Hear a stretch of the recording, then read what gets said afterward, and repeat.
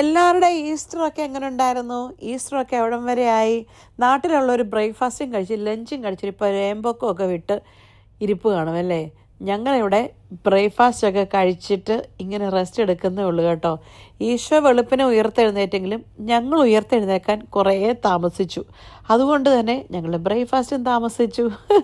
രാവിലെ നമുക്ക് ബ്രേക്ക്ഫാസ്റ്റിന് പാലപ്പവും മട്ടൻ സ്റ്റൂവും ആയിരുന്നേ. പാലപ്പമൊക്കെ നല്ല പുളിച്ച് പൊങ്ങി നല്ല അസലായിട്ട് ഇരിപ്പുണ്ട്. പിന്നെ ഞാൻ മട്ടൻ കറിയുടെ പ്രിപ്പറേഷനിലോട്ട് കയറി. ഈ മട്ടൻ കറി എന്താ മഞ്ഞ കളറിൽ ഇരിക്കുന്നതെന്ന് ആരും ചിന്തിക്കണ്ട കേട്ടോ. ഞാൻ ചെറുതായിട്ടേ ഇച്ചിരി ഭംഗിക്ക് ഇച്ചിരി ഗരം മസാലപ്പൊടി ചേർത്താ.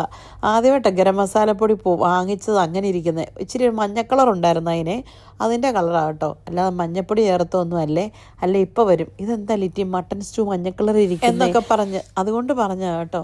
അങ്ങനെ ഞങ്ങളും രാവിലെ നല്ല പൂ പോലത്തെ പാലപ്പോ നല്ല അടിപൊളി മട്ടൻ സ്റ്റൂ ഒക്കെ കൂട്ടി ബ്രേക്ക്ഫാസ്റ്റ് കഴിച്ച്. അതായിരുന്നു ഞങ്ങളുടെ ഈസ്റ്റർ ബ്രേക്ക്ഫാസ്റ്റ്. നമ്മൾ ഈ മട്ടനൊക്കെ വർഷത്തിൽ ഒരു പ്രാവശ്യമൊക്കെ വാങ്ങിക്കുള്ളൂ കേട്ടോ. ഐദർ ഈസ്റ്റർ ഓർ ക്രിസ്മസ് ഏതെങ്കിലും ഒന്നേ വാങ്ങിക്കാറുള്ളൂ. പിന്നെ ഈ സാധനം വാങ്ങിക്കാറേ ഇല്ല. പക്ഷെ കൊച്ചിന് മട്ടൻ ഇഷ്ടമാണെന്ന് പറഞ്ഞത് കൊണ്ട് മട്ടൻ സ്റ്റൂ ഉണ്ടാക്കിയത് ഈ പ്രാവശ്യം. അങ്ങനെ 50 ദിവസത്തെ നോയമ്പിനും ഉപവാസത്തിനും ഒക്കെ ശേഷം നമ്മൾ നോമ്പ് വീടിയേ. ഫൈനലി നോമ്പ് വീടിയിരിക്കുന്നു. അപ്പോൾ എല്ലാവർക്കും ഒരിക്കൽ കൂടി ഈസ്റ്ററിൻ്റെ ആശംസകൾ. അപ്പോൾ ശരി എന്നാൽ ഞങ്ങൾ പോയേച്ചും വരാം, അല്ല കഴിച്ചേച്ചും വരാം.